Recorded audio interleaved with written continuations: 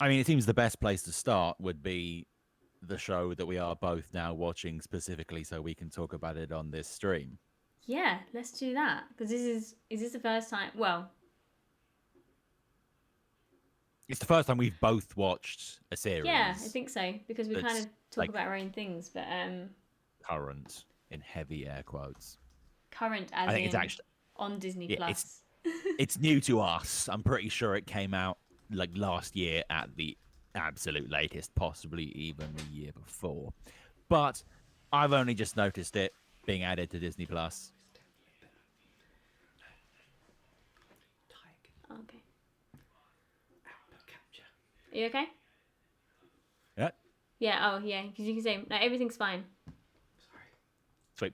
But yeah, so I've only just noticed it was added to Disney Plus, and so I figured we should watch through it. So me and Laura have now both started watching Summertime Rendering, which is a very silly title, but surprisingly, a pretty good series. I believe we've both watched the first two episodes, and we'll be watching a couple of episodes each stream until the show finishes.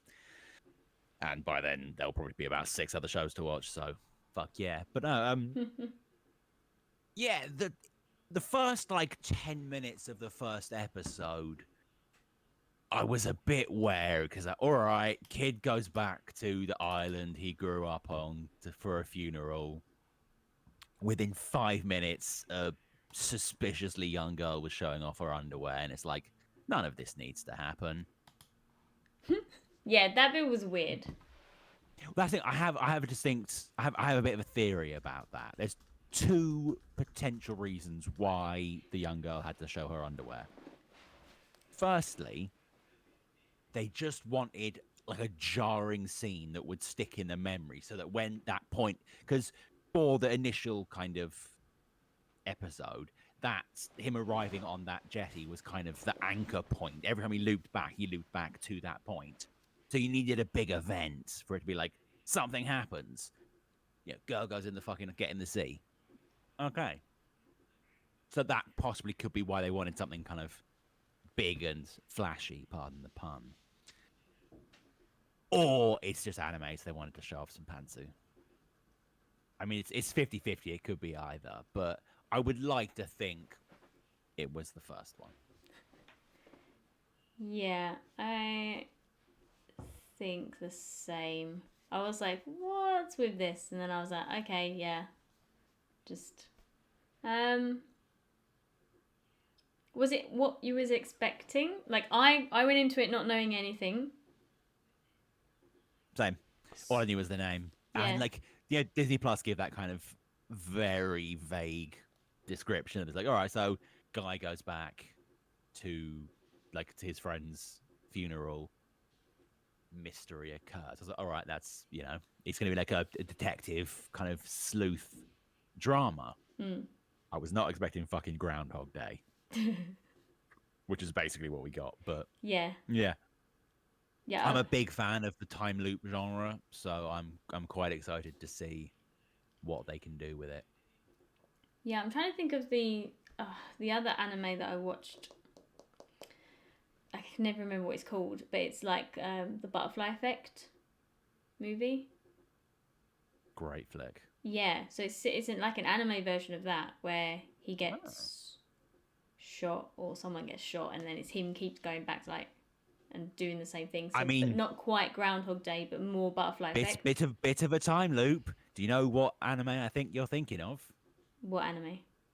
Steins Gate. No, no, His no. It's definitely not that a one. bunch of people storm into his flat and shoot his friend, and he keeps changing things, trying to get it to not happen. Ah, that's funny. But no, this is a different one. This is like just a guy. Weird. Someone shoots his Yeah. mum. I think he goes home to like his flat. Oh shit! Erased. Erased. Yeah, I watched all of that. I Great binged series. that the other year when it was on whatever it was on.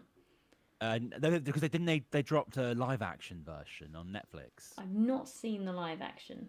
Me either. I read the manga, I think, because my friend, who's kind of obsessed with all with the series, was Hmm. like, they're doing a live action.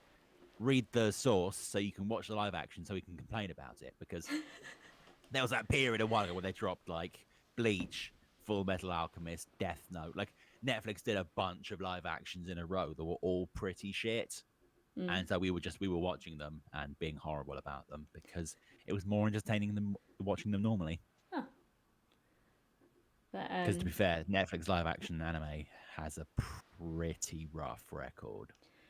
yes, we can talk more about that later. We can talk about One Piece. We will, because there's more stuff being will. released in that. But yeah. So I'm just thinking about Erased while I'm watching this because it's like reminding me of it. But yeah, when I started watching episode 1 and I didn't really know much going in, and the screen's going like this, and I was like, my connection messed up, Disney Plus failing, and then I was like, no, this is part of the show. This is part of the show. Yeah, that's what I thought as well. So then I'm like, oh, what's happening? Is this going to be like they're part of some program or something? And then yeah, like once they get there and it's all shadows, they called. Yeah. Murdering the weird lady in the office suit that's like, oh, clearly working for an organization that's doing something. Just, yeah. And like I can't remember if it was in the first or second episode, but it wasn't the policeman. It was like an old drunk guy. It was like, oh, to the main guy. I was like, oh, did you find that woman you were looking for earlier? The one with the glasses and the big jugs. And you were like, glasses and big jugs? Who's that? And then later on in the episode, he meets the office lady, and it's like, oh shit. So he, without knowing, was talking to this guy, trying to track down that woman, right. but before he'd actually met her. Time loop. But it'll be yeah. So I think it had enough level of intrigue that I would watch more, even if we weren't watching it, like to watch it for this. Absolutely. Like, I would continue to watch it just to see what happens. But that's the thing. I have one sort of theory. So they're doing kind of a Groundhog Day style time loop, yeah? But they literally introduce us to it like halfway through the first episode. And if I've learned anything watching as much TV as I do, it's that anything that's introduced to you halfway through the first episode is not real. No one gives the game away that soon in the fucking series. So there's absolutely more to the story than just he's time looping to try and fix the shadow nonsense. Well, because he's not even in like a specific time loop. He's always going back to the same place. But it's not like most things you're trapped within the day and you like never make it past that day. Yeah. It's more like he's in a computer game and he's dying and just reverting back to the last checkpoint, which was arriving on the island on that first day. And he's just got to make it through the levels as they were. Got to solve the mystery. But yeah, I do have to say, yeah, I did watch I was very tired and I watched the dub. Did you watch the sub? I watched the sub. Yeah, was it all right? It was good. Yeah. Very good. I will continue to watch the sub because I never really watched dub, but it was particularly bad. And I was like, oh man. Yeah. But yeah, the show itself seemed good. Yeah, it's much better when it's not dubbed terribly. Like I started when you told me, like you warned me, do not watch the dub. I was like, all right, I won't. I was gonna watch the subtitles anyway, so I'll make sure to watch the subtitles. Then I started watching it, and I was like, oh, I kind of want to see just how bad these dubs are. Do I risk it? But I didn't because I was running on limited time. I had to just watch the episodes and get on with my day. But I may have to go back at some point and watch the dub just to see how bad it is. I believe the main guy's voice is very like Deku dub. Similar. You know where everything has that like over the top intrigue and excitement regardless of what they're talking about. And it's like, okay, I just find it all very grating. The world of cartoon, like American voiceover, where it's like in video games, I give a bit more leeway because I understand that there's like, I don't know. In video games, there are so many hours of dialogue. Do you know what I mean? They can't always spend as much time like getting it perfect because throughout, especially big games, do you know what I mean? You're talking loads and Yeah. loads and loads of hours, and loads and loads and loads of characters. It's not even like you get time to like get to know your character and stuff. But yeah, on certain animes, especially the big ones, you think, come on, you can put some really good level acting into this if you wanted to. Yeah. Um, On a slightly off-topic thing, but it kind of you mentioned video games, so you opened the floodgates for it. Apparently, modern day video game production takes so long that if you were starting to develop a game today, it would be for the PS6 because you wouldn't get it finished before the end of the PS5 generation. the PS5's just dead before it knows it.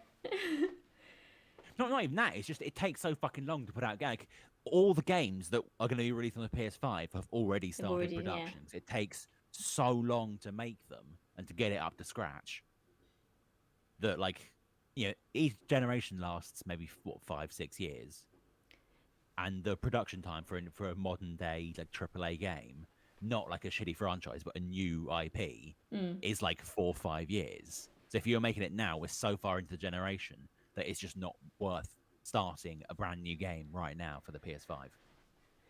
Wow. Crazy. I just want to say I hope that the Nintendo Switch lasts forever. I don't want it to end. It won't. It's my favourite. It's so good. It doesn't need... I never need a higher level of gaming from Nintendo. I don't need better... You won't get one. I don't need better graphics. I don't need more. I love my Switch. You just need more Mario. More Mario Kart at the same level that it is now, but more new. And yeah, another Animal Crossing game at some point.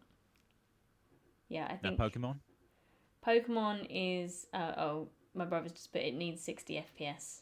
That is true. I don't really play Pokemon, no, not since Pokemon Blue on the Game Boy. Yeah, same. I played Pokemon Yellow for a bit, but I fucking hate Pikachu, so stopped it.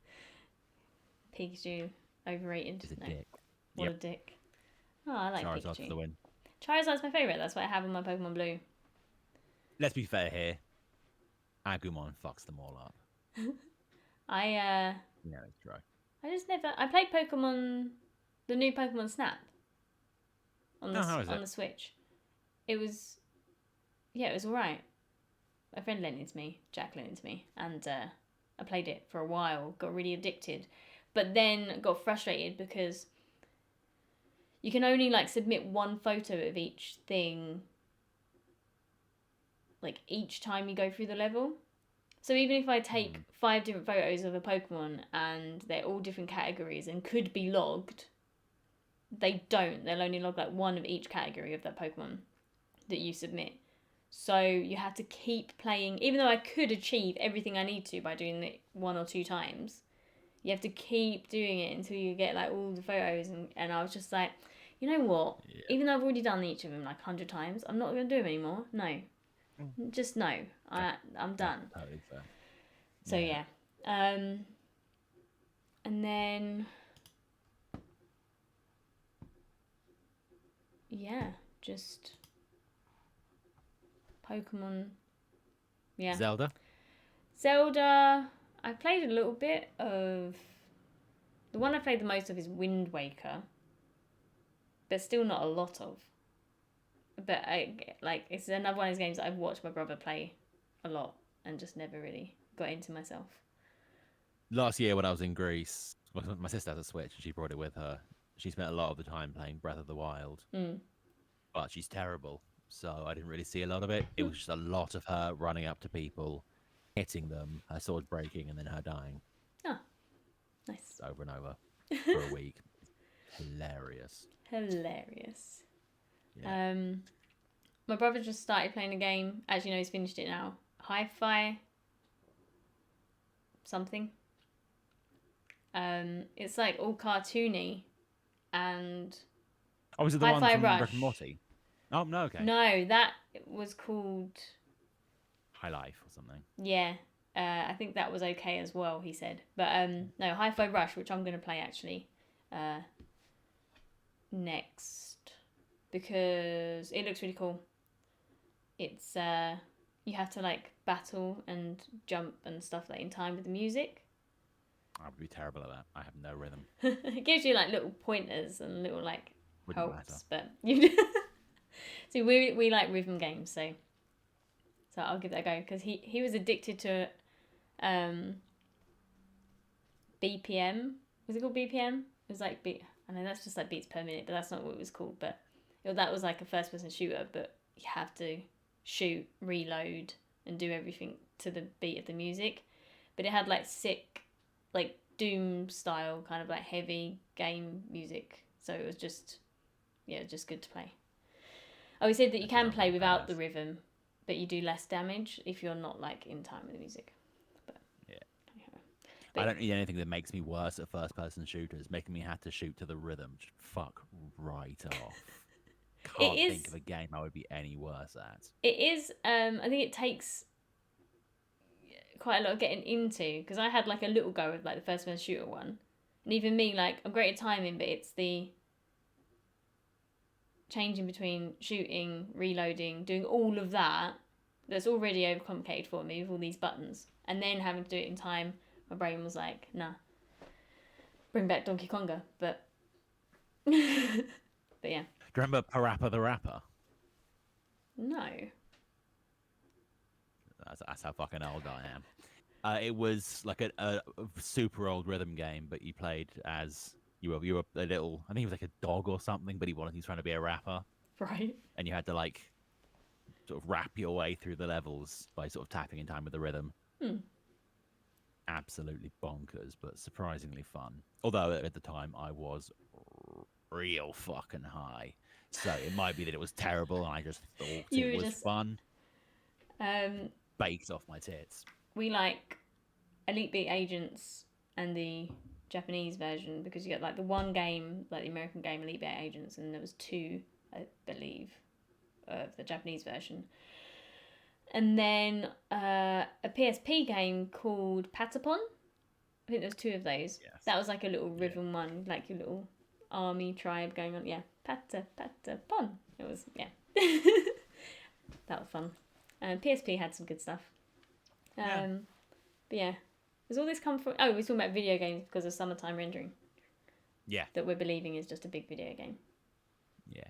It's got the opening sequence had a vaguely kind of not quite isekai, but yeah, I'm thinking it's going to be some kind of VR experiment or something.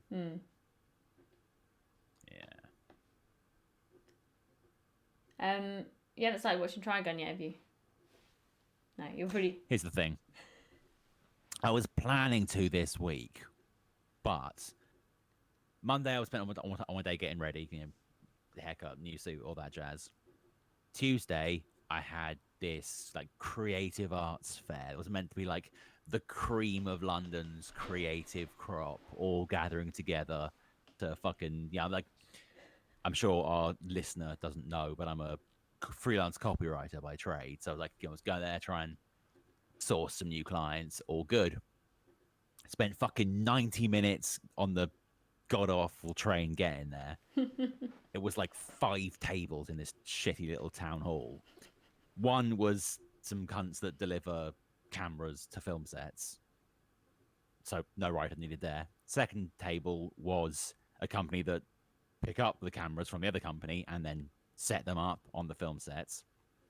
The third company was making virtual sets, so no need for cameras or set designers, which is the last 2 tables. The fourth table was a games company who cancelled at the last minute and weren't actually there. And then the fifth table was a hiring company hiring roles for the other 3 tables. And then there was a 6th table with a PS5 set up where I played a bit of Tekken 7 and kicked the shit out of some dude as Steve Fox because he's my guy. So I was there for like 40 minutes and 20 minutes of that was playing Tekken. And yeah, it was just fucking useless. And then 2 hours fucking coming back. And by that point, I got back and I was like, I was so fucking steaming. I was like, you know what? I can't be trying to deal with Crunchyroll's bullshit UI at this point. So I played Overwatch and played terribly and shouted at people and felt bad. And then went to bed. Awesome. Good day. Nice, well-rounded day, yeah. Had tacos for dinner. That cheered me up. But yeah, long story short, or rather short story long, I didn't get around to watching Trigun this week, but next week I have no stupid, ridiculous, bullshit, lying trade fairs to go to. So I will definitely be able to free up some time to set up my Crunchyroll and then just watch all these shows that I've been told to watch for like the past year and have kept saying I will watch eventually and just not watch, but I will watch them I'm not gonna judge by you. the next time we meet. Oh, I'm like, yeah, I'm gonna binge the whole of Vinland Saga before we stream next. And you're like, I don't think it's gonna happen. I was like, yeah, we'll see. And I failed. I didn't even start it. Not even there. Maybe this That's week. the thing. Once you start watching Vinland Saga, you will not be able to stop watching Okay. Vinland Saga. Great fucking show. The only problem is you'll burn through all 2 seasons. I'll be like, have you started watching it yet? I've got to start watching the 2nd season. And you'll be fucking ahead of me. Way ahead of you. No. Yeah, Trigun's had 4 episodes now. And it's still pretty solid. I still like the artwork. I like it. I think it's a love or hate thing. You know. The 3rd episode was like very heavily knives was involved, and the 4th episode we met Wolfwood. So Okay. yeah, still mostly similar to the original, but Okay. some good looking bits. Again, they're not leaving much up to mystery. They're kind of letting everything unfold straight away, and so I'm intrigued to like what layers they're gonna be able to add on later on. Do you know what I mean? Because we're getting everything early, where you know it's gonna have to go somewhere impressive. It's got to go somewhere. Yeah. Yeah. So. Or is it though? Or is it? I don't know. But it looks good. We're enjoying it. It's okay. That's okay. As long as it's enjoyable. I was gonna say, have you seen Maniac on Netflix? No. The new Junji Ito horror anthology. Huh. Is it how horror-y? Freaky. That's the thing. It's actually, personally, I wouldn't say it's that kind of. It's not scary. It's just fucking creepy. Okay. Like, the whole thing is super unsettling. It's not like, Ring with things climbing out of TVs or like, and there's no jump scares. It's just all like super unsettling. Yeah, it's really good. I've still not got around to watching Guillermo del Toro's Cabinet of Curiosities. Oh. And now there's the Japanese Tales of the Macabre or whatever. And yeah, that's the last. Oh, that one. is that. Man. Okay, yeah. So it's on my watch list. I would say so. Good. Just really creepy, not too scary. I could deal with that. Okay. I would say of the 2, Del Toro's anthology was much scarier. Oh, okay. But the thing with Del Toro is there'll be like 2 episodes in a row that are a bit shit, then one that's like shit your pants terrifying, then 2 that are a bit rubbish, then one that's pretty good, then like one that's terrible. Whereas Ito, it was just kind of a pretty solid level of creepy throughout. Like there weren't any that properly shat me up the way a couple of Del Toro's did. But also I generally enjoyed every episode of Maniac, whereas a couple of the Cabinet of Curiosities ones were, funny enough, the last one that's actually the only one I believe directed by Del Toro, easily the worst one. But that could just be it comes off kind of the 2 that are directly before that are probably the best in the whole frickin' anthology. So maybe it's just suffers by comparison, but I think it's just shit. It's just shit. Deal with it. Yeah, it's a really bad story. But did you see Mandy, the Nick Cage film? Nick Cage film, Mandy. Oh yeah. The weirdest fucking flick. It's this guy played by Nick Cage who lives in like the fucking hills with his wife, and this weird sort of meth peddling cults.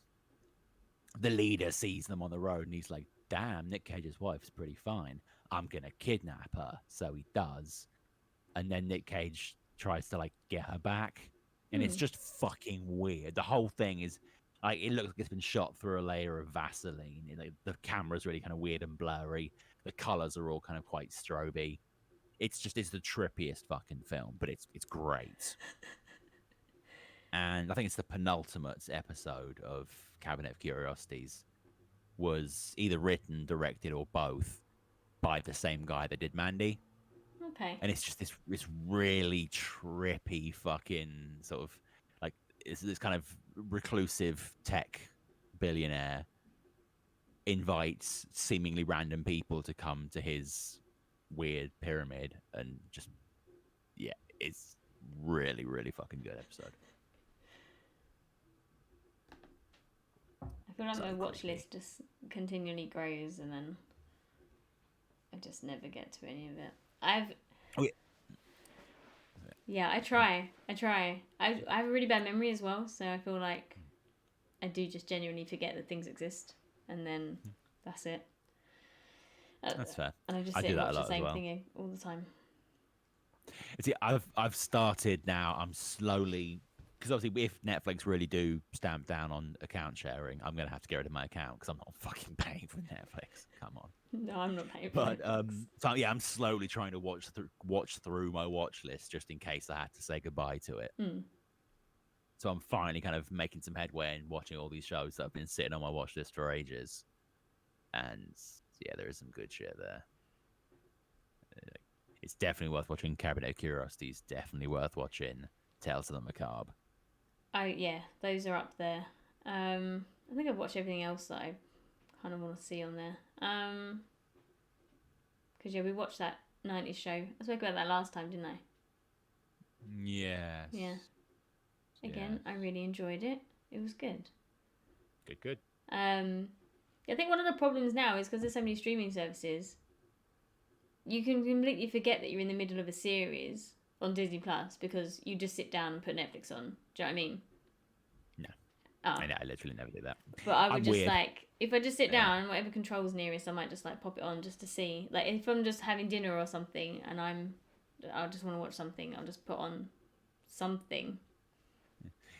See, I couldn't do that. I'm so fucking crazy about like I have set shows I watch at set times during like I get up like all right breakfast get ready for the day, bit of Simpsons, oh it's lunchtime, bit of Lost, oh it's dinner time, Tales of the Macabre, oh time for bed, The Rig, which is a new show I've just started watching that's surprisingly good. Yeah, it's on Amazon Prime, and it's a bunch of people that were in Game of Thrones playing basically the same roles they were playing in Game of Thrones. But it's set in modern day Scotland on an oil rig. Right. And this fucking mist just like sweeps in, and they're completely isolated. They're just freaking out. Like they're stuck on a fucking oil rig with no support. And so it's all going a bit crazy. Going Shit's a bit happening. crazy. Yeah, it's good stuff.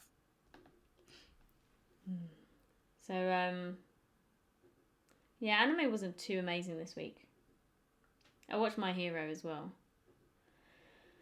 Last week. Another recap episode. No. Last week's was like the Hawk's background, like with his parents and how he ended up in the program, being trained to be a hero and everything. That was okay. Everyone's sad because of Hawk's background. And you had a little bit, you had like the conversation or the starts of the conversation with like the Todoroki family with Endeavor crying in the hospital bed and whatever. That was all pretty much like as it was in the manga. Then this episode was, I will just put this up.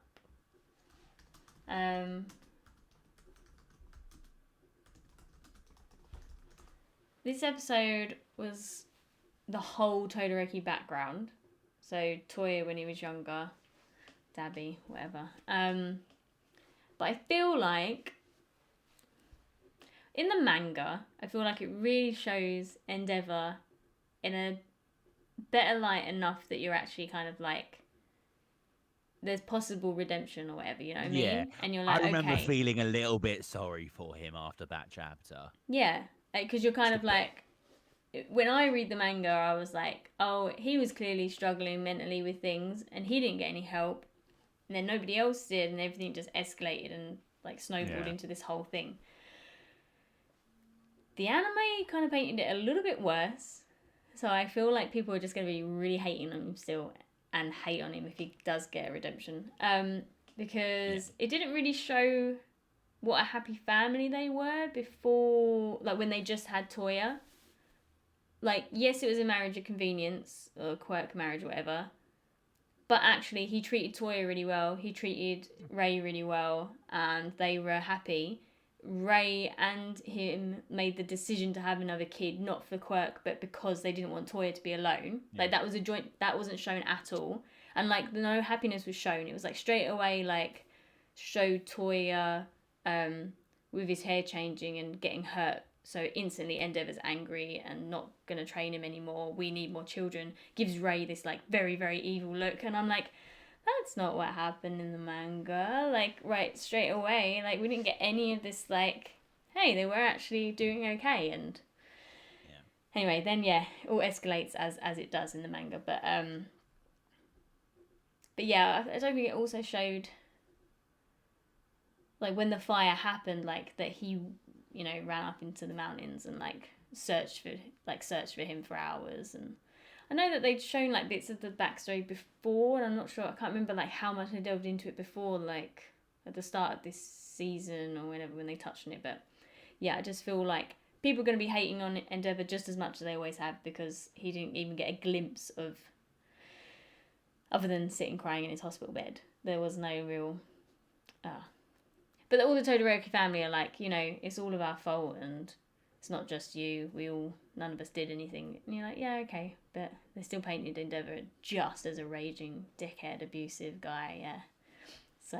Yeah, a friend of mine is anime only, and she watched that episode and she fucking hates Endeavor. Yeah, anyone watching it would, that's what I'm saying. Oh my god, she hates him so much. Like, yeah, you're 100% right there. Like, I'm pretty sure the majority of anime only fans are going to continue to properly fucking hate Endeavor.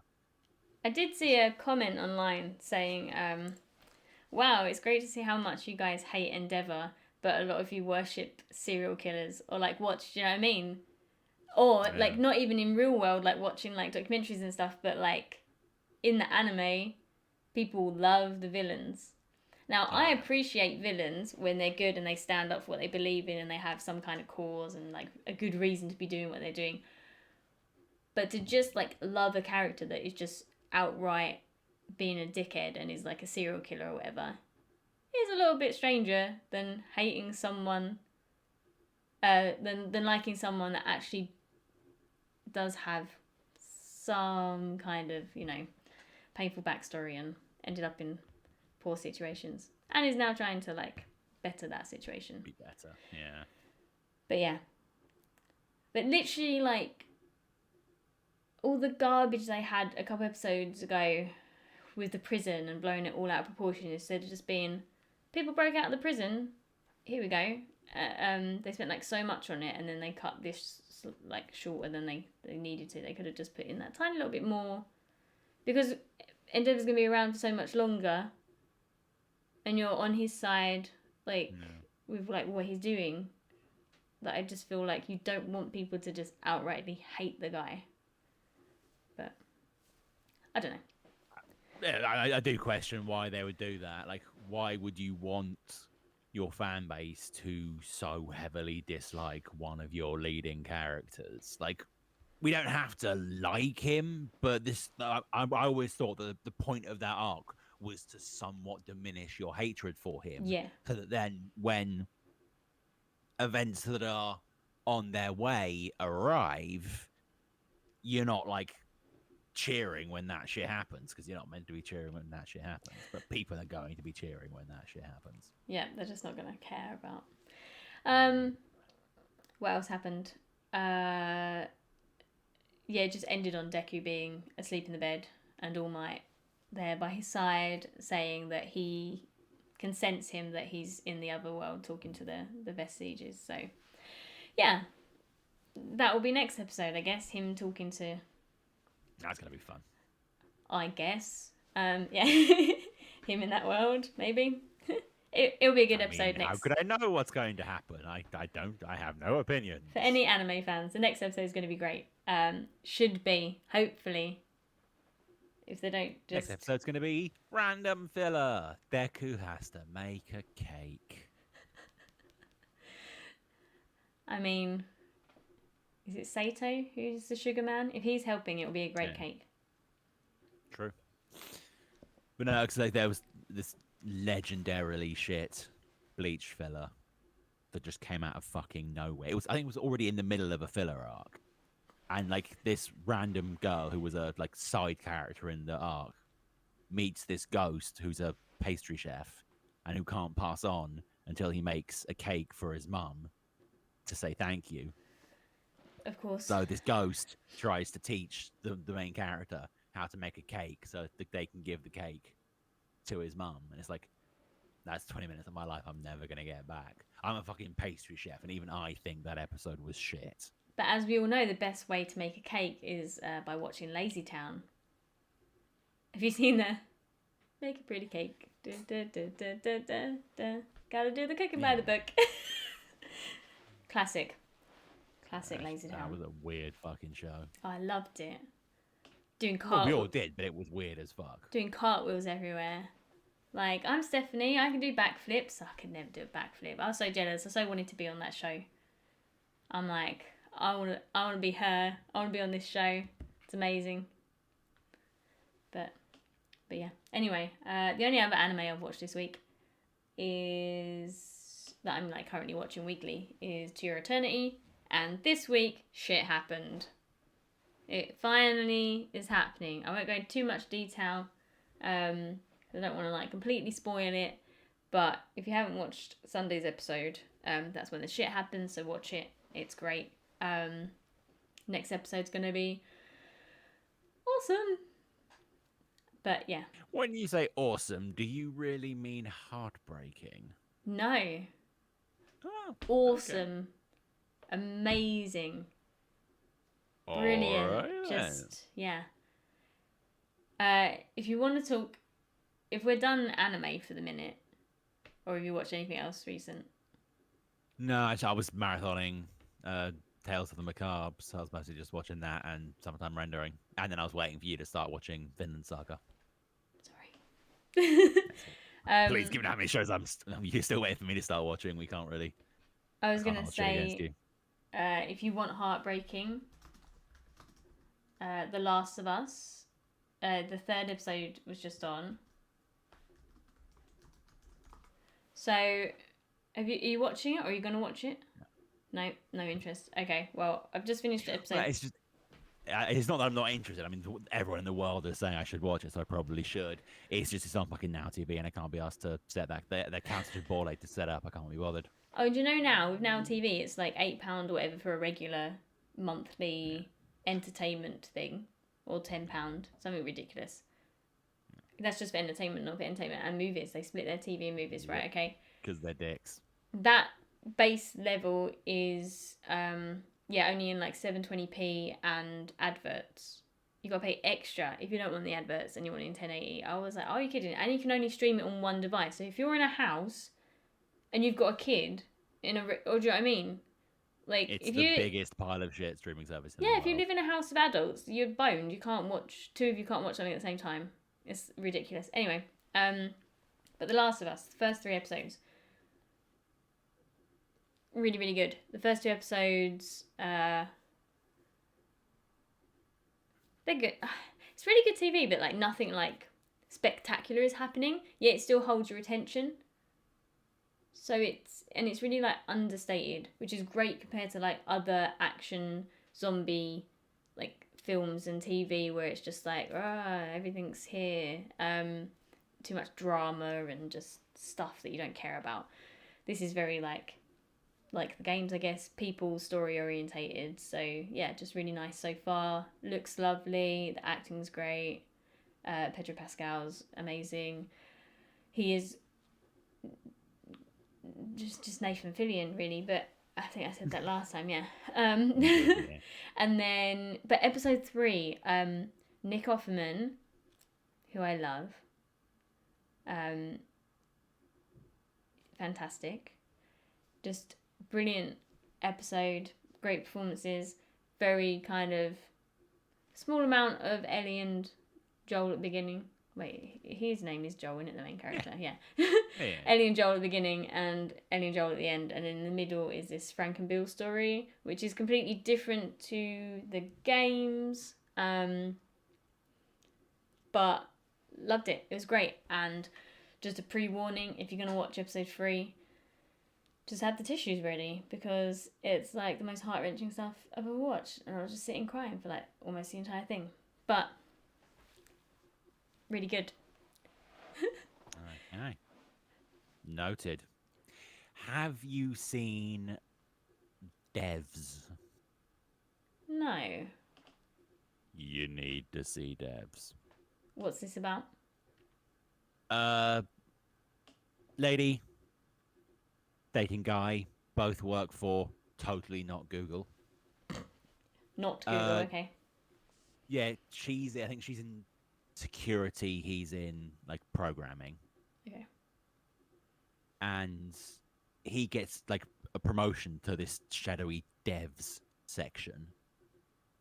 Day later, goes missing. She starts trying to investigate, and crazy shit happens. Just crazy But shit. the head of Google, that's totally not Google, Yeah. is Nick Offerman. Oh. You're just like Yeah. throwing Nick Offerman stuff out at me. Basically, yes. Yeah, in lockdown I binge watched Parks and Recreation. Same. Great show. And I didn't realise that he's married to a lady whose name I can't remember, from Will and Grace. The The squeaky is it one. Jackie or Jack in Will and Grace? Yeah, the high pitch. Yeah. Is he? Yeah. I didn't know that. Yeah. Because she's in Parks and Recreation. She plays one of his ex-wives. Yeah. I didn't realize that she was his real yeah, wife. that's his pretty real funny. wife. Yeah. But yeah, they just seem really lovely, lovely people. Well, it's like, do you remember, in Lost, Ben? He is married to the southern waitress from True Blood. The one in the first season that's married to like the bad guy. Yeah. They're married. Carrie Preston and the guy from Lost. Well, the other two in True Blood are married to each other, aren't they? The The main couple main in True ones, Blood. They yeah. ended up a couple. Yeah, which is they're kind a of crazy. couple. It's weird how often that happens. Yeah, I mean, I guess people think it's like strange, but like most people probably meet who they're with through work, school or work, isn't it? That's like the most common places to meet True. your And partners. to I be fair, guess. when you spend 4 or 5 years pretending to be a couple. Yeah, I think you just Like, build a relationship and a charisma and Chemistry. chemistry. Thank you. I knew it was a CH word somewhere. But yeah, no, they seem really good. Yeah, that's fair. Nick Offerman, yeah, he's just a great actor, and Seems to like a see really him good in guy things. as well. Yeah, he does like much like his character on Parks and Recreation. He's into like woodwork and things like that. Just Have you seen him on Hot Ones? no, He's brilliant. I'll have to start a Nick Offerman marathon. I mean, Hot Ones. It's not. Are you aware of the show? No. Oh, I just it's live one of under the a best rock. fucking shows ever. No, it's on YouTube. Okay, Basically, it's an interview show. right. Guy interviews various celebrities while they eat 10 increasingly more and more spicy hot wings. Right. Yeah. And the thing is, that concept, it's good, but it would wear out pretty quickly.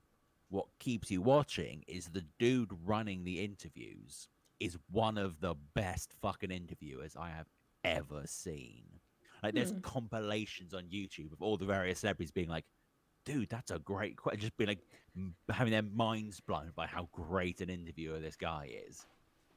Like, he properly keeps everyone at ease, and he just brings out all these ridiculous answers that you would never have expected them to give. So it makes it super interesting because it just feels like two friends sitting down having a conversation, Yeah. but one of those friends is like fucking John Bernthal or Nick Offerman or Aubrey Plaza. So it's kind of crazy. Yeah, it's nice to see interviews where they're not just like the standard boring Mm, questions and it's just like random shit. yeah, Or I've seen a little good bit. shit. Is it Between Two Ferns with Yeah, That's just that him one's pretending to weird. be like a ridiculous like interviewer, isn't it? Yeah. And you can never. It's like this is all just pre-planned, like. But yeah, um, that was our Nick Offerman appreciation segment. Yeah, there's always time for some Nick Offerman appreciation. So, my brother just put that Steve-O was on that Hot Wing thing. He was, yeah, and he was fucking brilliant. Talking of Jackass, just in case anybody knows what this thing that I don't know if I've imagined a thing, right? Or if it's from something else, but I 100% in my mind thought it was Jackass. That they got like one of the cameramen's he hates like a certain colour. So they all dress in that colour and they have a room completely painted that colour and everything in there is that colour. And he comes in and he's like sick because he's and I'm like 100% that was in Jackass 4 when we went to see it. And it just isn't apparently. And I'm just making it up. But if anyone can vouch for me and that is a thing or if it's from a different show, a different prank thing. But I'm like pretty sure the only thing I watch kind of like that is Jackass. It's like the only I've just fabricated it in my mind. Apparently everyone thinks I'm crazy, but I'm Right, like, so it sorry. exists out there. It's something. It's something, I swear. Although for years, I thought I'd imagined the show Jason is Wheeled Warriors. Well, I You've seen don't that know what it show? is, so you must have imagined it. I think when I was like probably not even 10, and you were about 10 years from being born, there was this cartoon that I was fucking obsessed with called Jason is Wheeled Warriors. And for years, I just thought I'd imagined it because I couldn't find it anywhere. Hmm. And then I met a friend at college who was like, yeah, of course I fucking remember that show. It was great. And then obviously like Napster and all those file sharing programs came around. And I just found the entire fucking like 2-season run on there, watched it all. Fucking awful. It turns out it was essentially just a French rip-off of Star Wars, but instead of fighting the Sith, they were fighting these fucking mutant plant things. And there was a wizard, obviously, who had a little Obviously. friend who was like a girl, like a child girl. And there was some creepy fucking vibes there because, of course, there was because the French. And it was just, yeah, very Very strange show. strange. Although I will say, if you get the chance, go on YouTube, check the opening credits. That theme tune kills it. Great theme tune. Hmm. The show was terrible. Don't watch the show. Just watch the opening credits. Talking of theme tunes, I did do some voting on the Crunchyroll Anime Awards. I only managed to do it one day. I was like, yeah, you can vote every day, and then I just didn't. I find it difficult sometimes because like the anime that I really like isn't even in the running for an award, and I'm like, why isn't it here? Like Mob Psycho wasn't in the like best opening, but it had the best song and like animation for the opening. I thought I enjoyed it. I enjoyed that opening. I can't remember what was on it now. I think Ranking of Kings was on it, so I think I might have voted for that one. I want Attack on Titan, because always. And the song Rumbling is amazing. The opening, it was okay, but like nothing special, like animation wise. But yeah, I don't think the results are out, but we'll see. We can talk about that another time. I feel that it might have been because I know Bleach won Best Adaptation somewhere. Yeah, this Don't is the know if it was at thing. the Crunchyroll. All of the things seem to be doing their awards like around the same time. There's so many different anime awards now. Okay. So I keep seeing ones pop up, but I haven't seen the Crunchyroll ones pop up. And I follow Okay. them on Instagram and stuff, so I feel like it would have. Or maybe I'm just, again, living under a rock, but we'll see. Well, no, all I know is that Bleach won best adaptation because of course it did, because Thousand Year Blood War was fucking sick. So I'm gonna rewatch it all in dubs because I've just watched the entire show in dubs, so I kind of want to watch this last part in dubs as well. Mostly just so I can find out how they actually pronounce the big bad guy's name because I still don't fucking know. It's spelled was it YHACH? Or there's a W in there. It's YWHACH. Yacha. Yeah, Yachach. you are. Yuach. Yuch. Yeah, it's tricky. Yeah. This is like in Dragon Ball, like Krillin, but it's spelled like Karurin, but it's Krillin. So then it gets typed everywhere as Krillin, and then people are like, no, that's not his name. It's not Krillin. You just say it like that, but that's why they write it like that, so you can say it how it's written. Aren't all Dragon Ball names puns? So Every Dragon Ball name I've seen, except for Goku, is a pun, and that's because his real name is Kakarot, which is just carrot. so I mean, Gohan is rice, Yeah. but I don't all know. the Saiyans are all vegetables. And then Bulma's family are the Briefs family, and they're all underwear, trunks, And there's Frieza had a kid called Cooler. and yeah, they're all. And then in the newest like manga saga, you get granola from the planet Cereal. Yep. And the bad guys. How do people not realize this is just Toriyama fucking with you? Yeah, no, yeah. Like, no, but I'm with it. It's all funny. it's a show about how you should just eat, how you need to eat more vegetables. And the Because bad vegetables always win in the end, and the bad guys are always called like ice cream and cookies. guy was called like Elec or something like that, but he didn't have like electric. I'm trying to remember why they were called and what the other ones were called. But the bad guys also had names that all kind of went together in a really gimmicky way. Shocking. It feels like forever ago. That it only ended like before Christmas, but it's already come back at the end of January. So they really didn't take that long of a break considering. Yeah. But I guess I can talk about it now. Should we talk about manga? Yeah, we have led into it. I'll talk about Dragon Ball Super first. So we've had. I put manga like manger instead of manga because I wasn't paying attention whilst I was writing. Manger. Yeah, let's talk about manger. Let's talk about manga. Dragon Ball Super, because we had the Dragon Ball Super movie, which is like a little bit in the future. So it's like Team Trunks and Goten. Pan is, I don't know. And Bula or Bra, depending on how you want to say her name, is also little. I don't know. They're not very specific with ages because Saiyans look like kids forever. They're kids. So the show is taking place before the movie. So it's like the lead up to the movie. We're introduced to the bad guy, scientist dude from the movie. But it's like all his pre-plots. And it's following Trunks and Goten. And they're like teen superheroes, but no one knows. Like, no one's going to guess because, like, everybody knows that Gohan was the Great Saiyaman and now they're doing, like, their own superhero thing and no one knows. But, yeah. My brother's hating it. He's like, oh, my God. Gone back to this stupid stuff. And I'm like, oh, I like it. It's fucking terrible, I can't lie. No, I'm with it. I enjoy it. It's good. Okay, they're nice characters. They're nice young lads getting on, helping the world, doing their bit.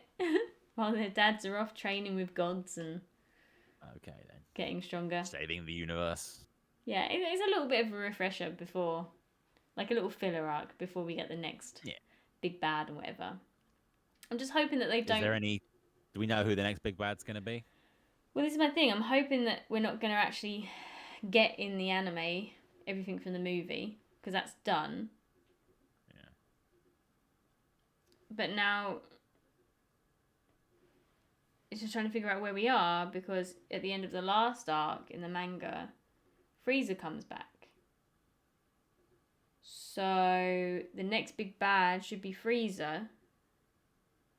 But it's like, how long since then to now? How long has it been, and how long is Frieza waiting around like before he actually does something? Do you know what I mean? But timelines aside, the next big bad is Frieza, because we haven't had enough of that guy. He's even stronger now. Shocker. And then how will they beat him other than by getting a bit stronger again? Well, this is the thing, because Learning a new form. the Goku's Ultra Instinct and Vegeta's Ultra Ego, they had just been in a full blown fight with other people. But I don't know if they'd like healed up since then. And Frieza just comes in and is like, you know, beats them, stops both their punches, no problem. It's like, so they're gonna have to get even stronger. But the basics is that like Goku's training and gaining the power of an angel, which, as we're aware right now, is the strongest being in the universe. Like, hands down, an angel is. And Vegeta's getting the power of the god of destruction, which is like the next most powerful thing in the universe. So they should, if they complete their training in those, you know, then they'll be the strongest. Until someone stronger comes along, and then Yeah. But yeah, no, I really. What if Frieza turns up and fucks them up? They both master the powers of an angel and a god of destruction. They beat Frieza, and then Toriyama's like, "Yeah, that's it. They're as strong as they can be. At the end, Game over. We're gonna tell someone else's story, or like just start a new series." They'll end up dying really, because Dragon Balls can't bring you back from like a natural death. Well, that was the rule in the original. Like, if you die a natural death, which is why like Goku died of like whatever disease, which is why Trunks had to like bring the medicine from the future to save his life, because they couldn't just wish you back from like a natural death, because it's like going against whatever. But if you're like shot or something, or you're killed in the disasters, yeah, they can just bring you back.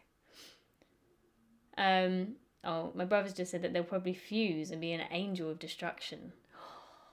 Because they do fuse. That does. I was saying they're either going to fuse, or they will then each teach the other one what they've learned. So Goku will learn Ultra Ego, and Vegeta will learn Ultra Instinct, and they'll become like their own special Saiyan rank of overpoweredness. No, Vegeta can't. Vegeta can't. That's why he can't do Ultra Instinct, because he just can't look past, like, he cannot shed everything. Whereas, like, Goku has nothing in his head. He can just be, like, nothingness. Like, he's enlightened, mate. Vegeta just cannot. Which is why he gets his ego form, but we'll see. Yeah, I just feel like they'll die normal. The older lot will just die off normal, natural deaths when their time comes, and then it'll be the younger ones doing whatever. Like, if it was to continue any further than a little bit from now. Do you know what I mean? Yeah. But then it's all because it's just what's going to end first, Dragon Ball or One Piece? One Piece. That's what we was going to go to earlier, weren't we? There was a new poster, and it's like a poster of them all from the back in front of the sea and the ship. Which looks... Oh, that looks nice. Yeah. That looks great. Getting your hopes up. Yeah. The costumes look great. Everyone apparently is pissed off because Luffy's wearing shoes. He's not wearing the sandals that he wears in the series. And I've got to say, I've been a manga fan for basically my whole life, longer than most of you cunts have been alive. That has to be the dumbest complaint I've ever heard. Yeah. Like, that is dumb. That is extra special, super strength dumb. That is weapon strength stupidity right there. I think practically speaking, with the amount of fighting that he does, shoes are just a better option. Yeah, not even that, just like the production company's like, yeah, dude, he's running around all day. This isn't a comic. He has to wear proper shoes. He's gonna fucking hurt himself. Like he'll wear his feet out if he just wears fucking sandals all day. They don't offer much support. And also, if the one thing you've got to complain about is his footwear, that showed like even Luffy can't reach that fucking far. That's a massive reach. Just don't be a dick. Don't be a dick. Top Yeah. tip always from Tangential. That is literally the words I live my life by. Don't be a dick. See me this far. But this is gonna sound like it's really going off on one, but trust me, it's not. I've been watching season 2 of Hunters on Amazon Prime about Jews tracking down and killing Nazis. Second season wasn't very good. First season, fucking cracking. Absolutely watch it. Second season, But main character gets a girlfriend. Hey.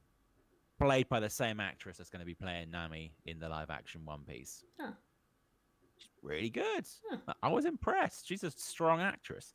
Between that, the guy that's playing, I want to say Zorro, playing the baddie in the second Full Metal Alchemist film, and then the guy that's playing Luffy, playing one of the leads in what was it called, The Abnormals or whatever it was called, that weird Netflix show about the werewolf, the fish and the cat or something. It was irregular. Was it the Irregulars? Something like that. It was actually a pretty good show. But it got cancelled after one season because it's fucking Netflix. But he was the lead in that. He was good. Like, I've now seen a little over half of the cast in other things, and they're all pretty good. And we've seen the costumes, we've seen the ships. They all look pretty good. Like, this is Netflix's game to lose at this point. Like, this could be the one that breaks the curse of shitty anime adaptations. You know, in the same way that stuff like Castlevania and Arcane broke the video game adaptation. No, Last of Us is not the first good video game adaptation. There's been plenty. Stop being a dick. This could be the first decent live action anime adaptation. It could be. I think most people worried about the like the effects with like the stretching and stuff. Yeah. The thing is, it's a lot to take on if you're not going to plow money into the effects and what it looks like. Yeah. I can look past some bad effects, like if the show's really good, because it's just like, well, it's make-believe and I know that it's all computer generated and we'll just get over it. But yeah, they're keying it up to be like top tier, so hopefully it will be. But yeah. I can forgive certain things not looking great, but given how fucking integral it is to the series, and as the show goes on, it just becomes more important and a bigger issue. If Luffy's stretching doesn't look good, it's gonna kill the show. Like, I'm sorry, but like, if his stretching looks dumb, we're done. Stretching's like really hard to get to look good as well. Yeah. Do you know what I mean? Like, it always just looks... That's why I'm worried. Great, yeah. But there's just a lot. Like, it's... Chopper, like, his transformation. Like, there's just so much that goes on with all the characters. Like... Do you know who I'm really worried about is Brooke. Right, yeah.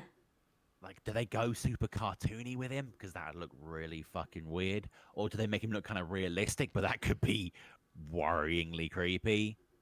I mean, I feel like they've got to go realistic because the way they've made the ship look, they've veered way away from, like, the cartoony look. Yeah.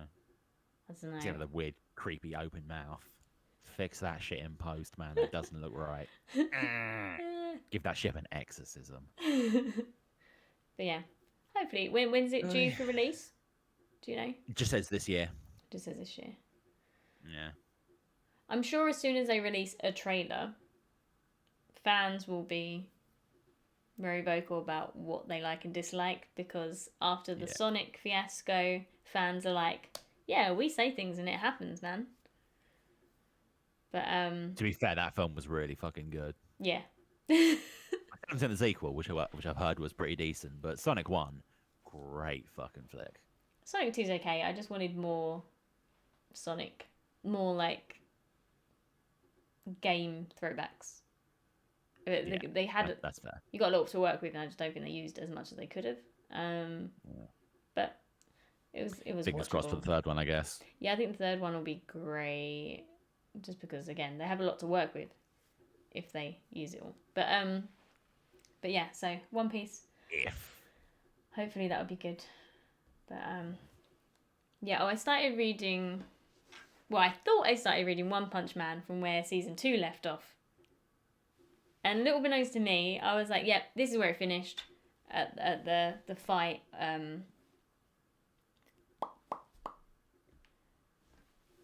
The martial arts tournament with the really big dude, and he just kills him straight away.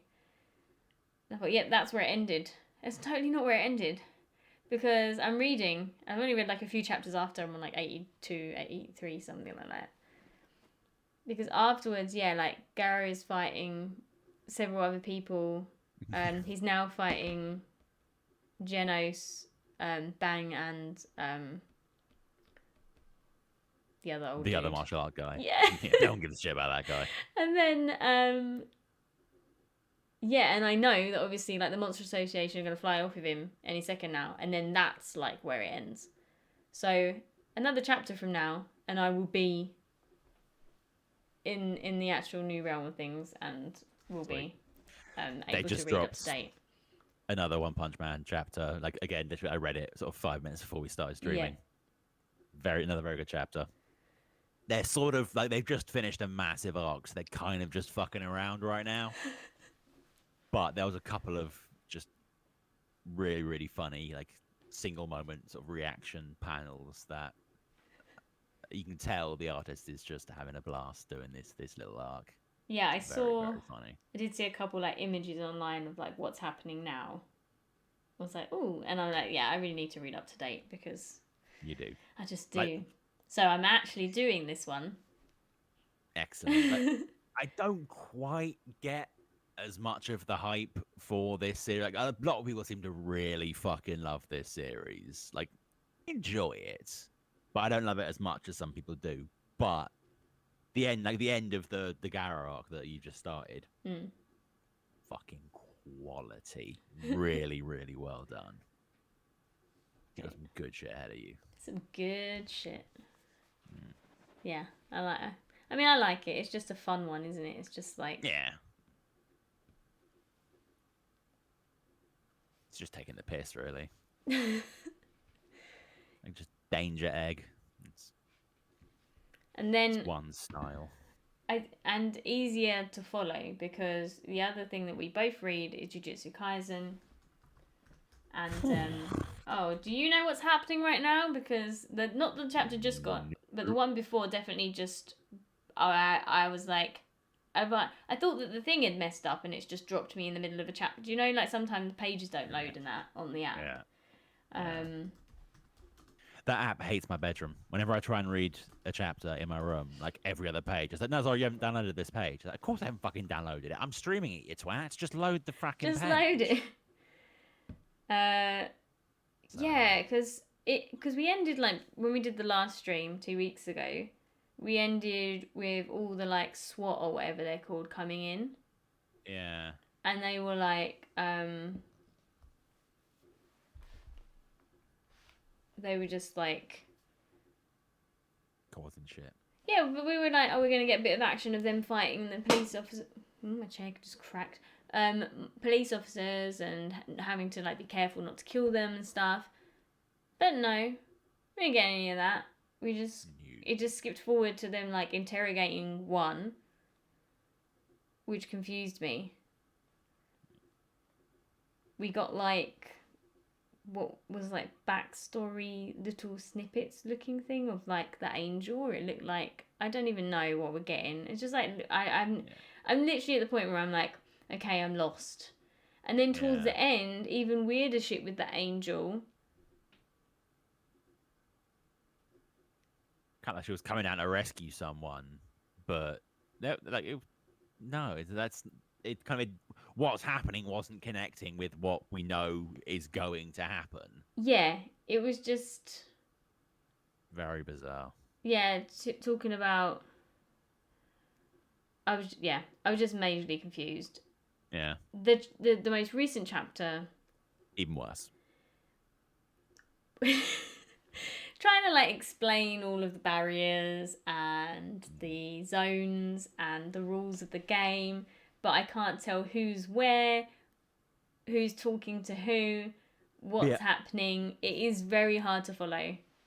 Yeah, I at this point, I read it again. I still have no idea what the fuck's going on, but I'm now pretty sure. Like, I would say maybe like 7 out of 10, 70% sure Mackie was not in the same place Yeah. as the others. Mackie was in the same place she was before. She just fucked up the flying clitoris.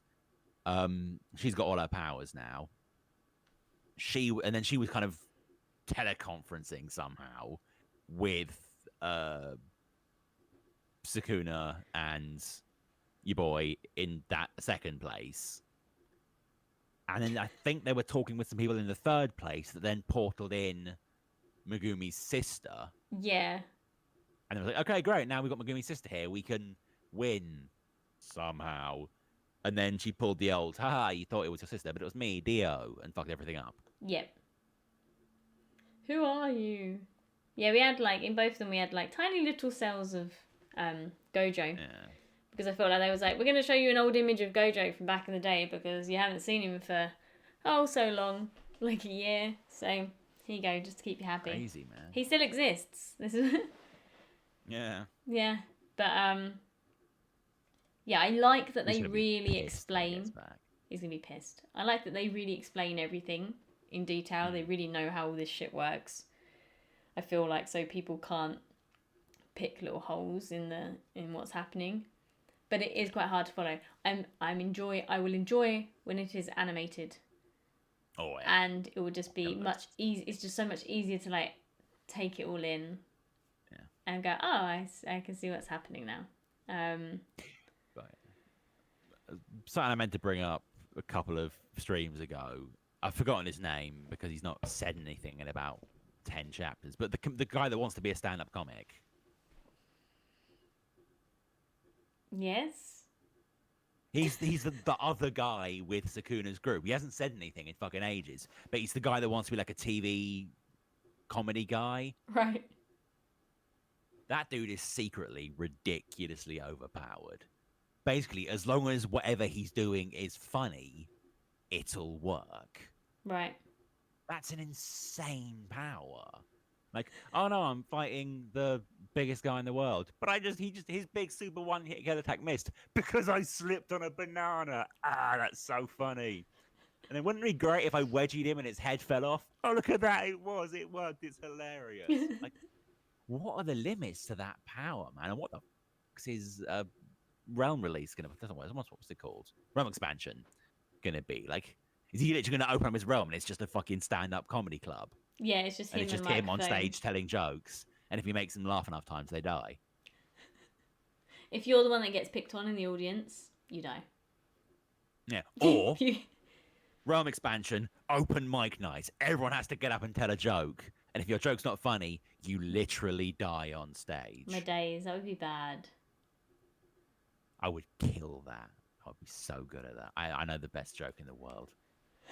But it's like 10 minutes long. I can't be asked to tell it now. Can't be asked to tell it now, but you'd survive. If I'm ever on open mic night on the realm expansion, that is the joke I'll tell, and I will fucking survive. I'm just thinking like Squid Game now. This is like one of the rooms. They've made a new not a new Squid Game, a real live Squid Game. How, I don't know.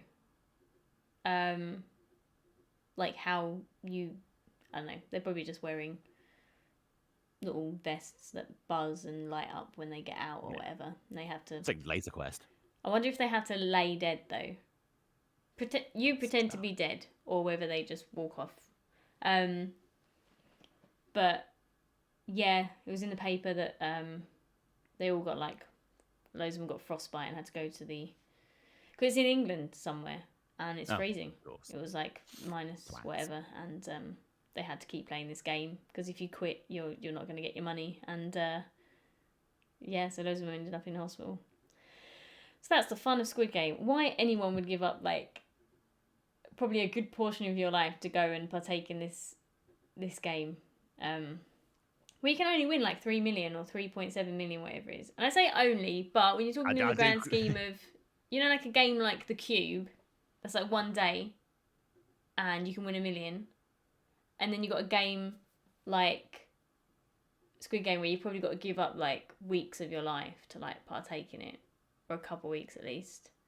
And it's really difficult. I'd happily give up 2 weeks for 3 million. Just saying.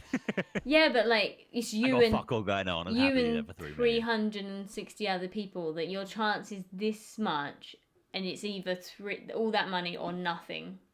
I'm like, I'd be out in the first day. It's fine. Tyke was just there Speaking for the of- experience. Yeah, for shits and giggles.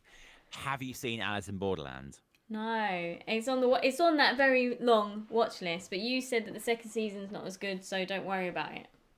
It's not. I finished it. It's not very good. Okay. Yeah, I was quite sad. The ending was kind of good, but at the same time, kind of dumb. I was disappointed. Yeah, I think it's. As soon as someone says that something's like okay, I just don't want to watch it. Because the list is so long. And there's a lot of good shit on there. Yeah. So why waste your time watching average shit when you can watch some great shit? Indeed. Like Vinland Saga. Which I will. That's happening. It is. Who And I knows? will watch Maybe I'll start it later all just so the that shows it's I've happening. missed. But yeah, what am I watching in a minute? We're still watching Malcolm in the Middle. It's so good. Classic. It's so funny. It's like brilliant, and they don't lose, when you have like kid actors, they don't lose their funny as they get older with the show. They're That's just always like the worry. on point the whole time, and I'm still with, like, if they was to do a reunion show, because everything's coming back, it would be great. Bryan Cranston's just so brilliant. I said, Yeah. didn't I? Like, he's as brilliant in this as he is in Breaking Bad.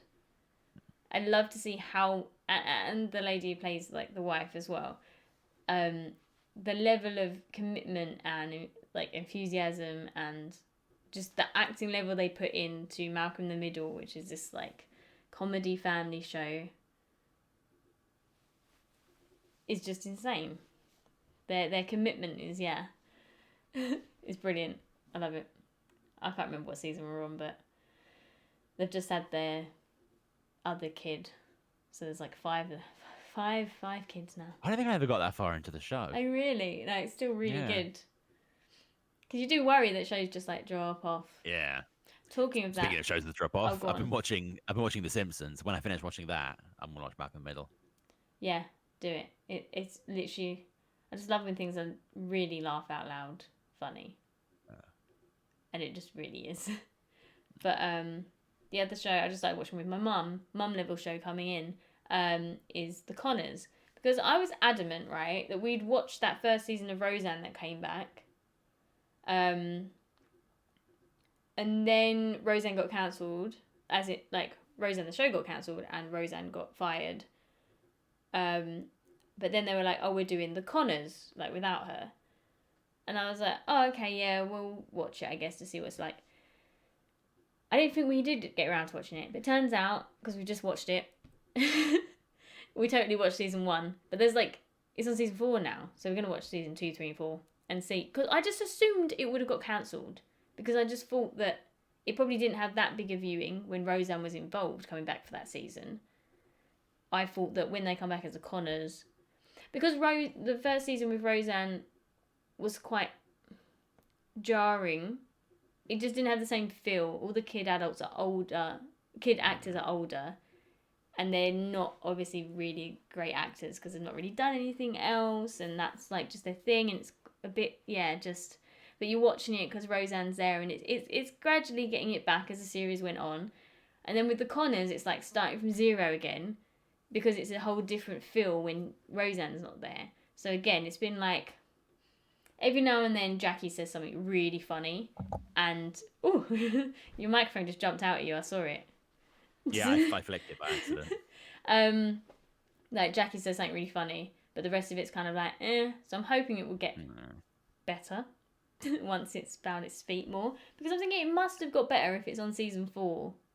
I was just about to say, if it's reached 4 seasons, it must have at least improved slightly. But at the same time, it seems to be that weird paradox where if a show is terrible, it has to be like properly terrible to get cancelled. If it's just a bit terrible, enough that like a few people will stick with it, it often goes for like 6 seasons. While shows that are kind of really loved by a small audience get dropped. Yeah, it is.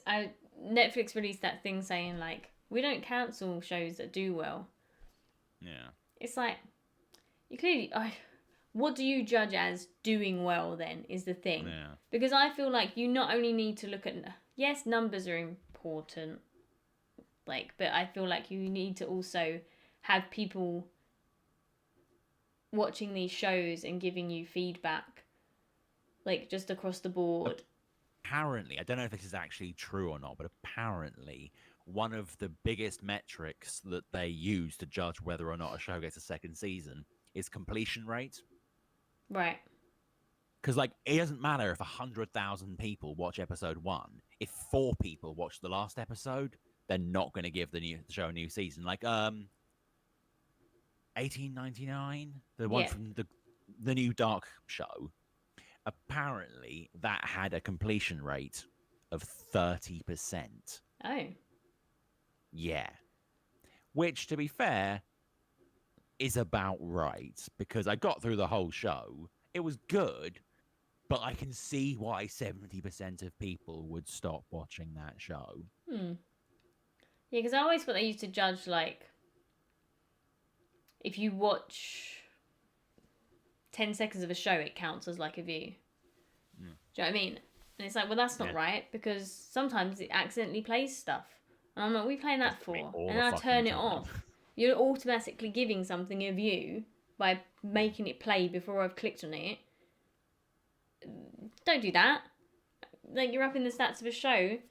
I'm still sad about I'm Not Okay. Because I binged that in like a day. It was amazing. And I'm like, oh my god, season 2 is going to be great. No, cancelled straight away. I'm like, there's no way. Like, unless that show's been hidden so deep in people's algorithms that they've not found it. Fantastic show. But even that 90s show, right? I went on Netflix like 2 days after it come out to watch it, expecting it to be right at the top. I'd seen the trailers for it.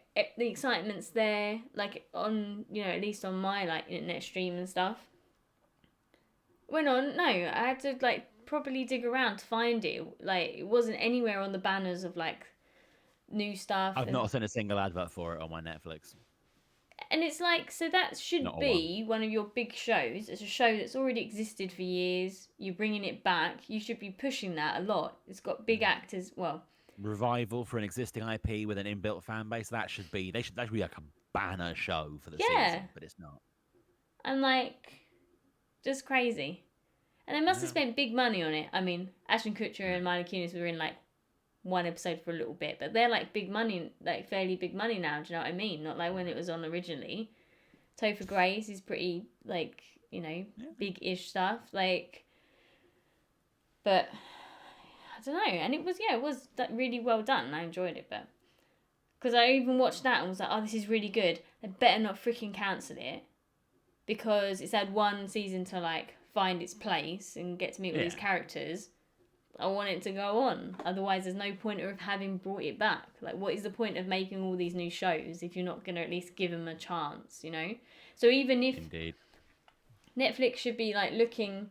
Even if a show, numbers-wise, didn't have, like, a high completion rate, if they look at it and go, do you know what, though? This is a really strong show.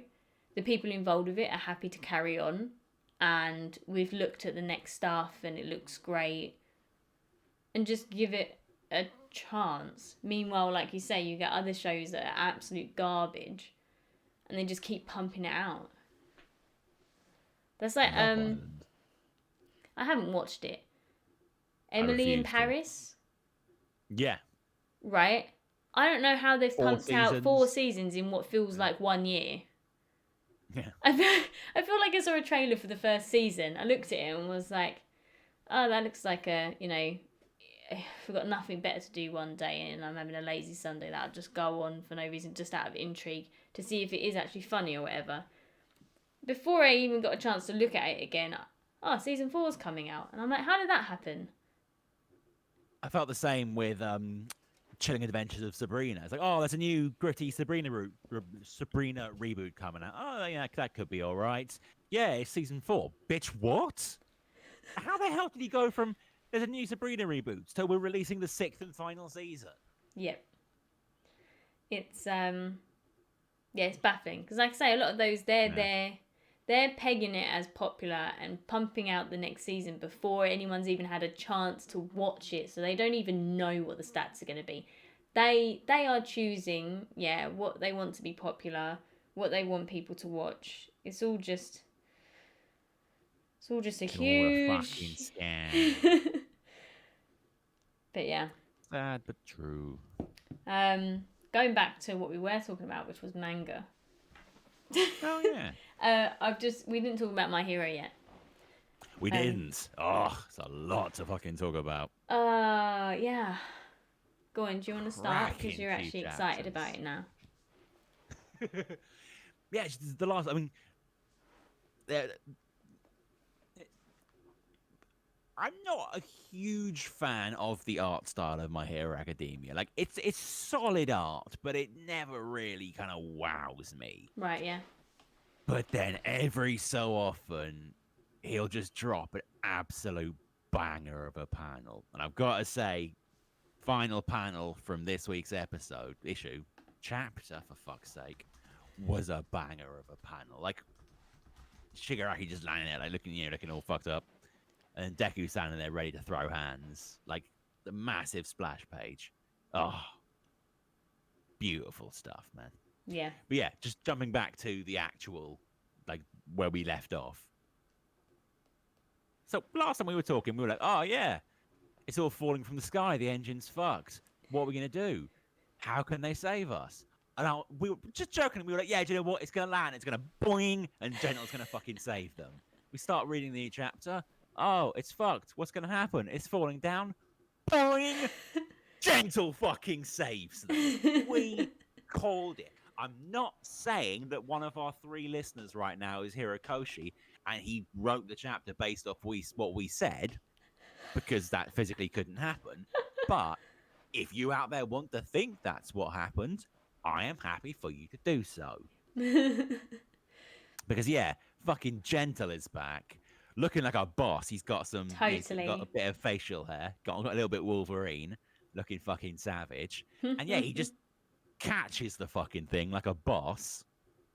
And then Shigaraki's, at that point, it was technically still All for One. Yeah. Was still being, All for One. What a dickhead. About to layeth the smackdown, hand of God. Spike comes out of nowhere. Oh my God, what the hell was that? Pan over. Fucking Lady Nagant shows up, looking like a snack. What the fuck was that, man? Like, it was just all the people that were, in heavy air quotes, villains, all the people on the wrong side of the law. The Deku was like, I know you're a bad guy, but what if you weren't? Yeah. Wouldn't that be nice? And they're all like, shit, that boy's right. I'm going to be a hero again. And they were, and it was fucking quality. Great fucking chapter, man. It was a great chapter. So good. The hype was unreal. But also, yeah, I'd forgotten how hot Lady Nagant is. And I wasn't expecting her. I know we're like talking about. Yeah. I think because we was just so on this hype of like Labrava and Gentle Criminal coming back, we weren't expecting like another one to pop up like right then. And yeah, I was like, what's that? Where's that come from? And I was like, oh my God! And she's like, yeah, I mean, she's not in a good way, but she is there, man. No. She is fighting. She's doing her part, and that's what counts. But also, I don't know why, I really love that there was a little flashback about your favorite scene where they were escaping the prisons. Yep. And they were like, oh yeah, everyone's left. It's shit. And then there's one prison that didn't, and it's just fucking Gentle sitting there like, all right, we're gonna chill. We're gonna do this properly, and everything's gonna turn out all right. It's like, yeah, good shit. I don't know why I really like that whole little bit where it was like, but what if we weren't? To the criminals. That was good. It's cool because it's like he ended up being how he was because he tried to help, but didn't have a license and shit happened, and we saw like that whole other side. I guess similar to like what you would have seen if you read Vigilantes, where it's like, if you're not an official hero, you can't use your quirk, can't do things, blah blah blah. Yeah, so to see him have almost his redemption, where he has kind of saved the day, and then now really saved the day. And then Lady Nagant coming in and doing the same thing. She is just blood everywhere. Yeah, the artwork in these last two chapters were really great. Really detailed. The eyes are amazing. Everything looks great.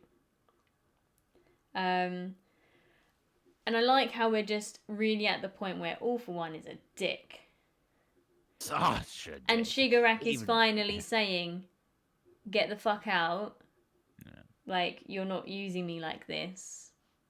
This isn't about you. That's a really great little interaction. Yeah. So, yeah. But Midoriya is basically still like, I can't ignore the part of you that was crying and asking me for help. And now he's got a chance to get him away from everybody else and just do some shit. So, yeah, like you say, that final panel with the two of them. I like how Shigaraki's got like a proper mob psycho face. So, like, when Mob goes psycho, he goes all, like, blacked out with, like, veins of white going through, and he looks, like, exactly like that. Shigaraki's, like, sideways face. Yeah.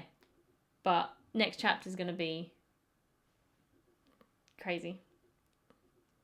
In, like, 3 weeks, because life is pain. My thing says it's coming in 4 days. What? That we are getting it this week. A break.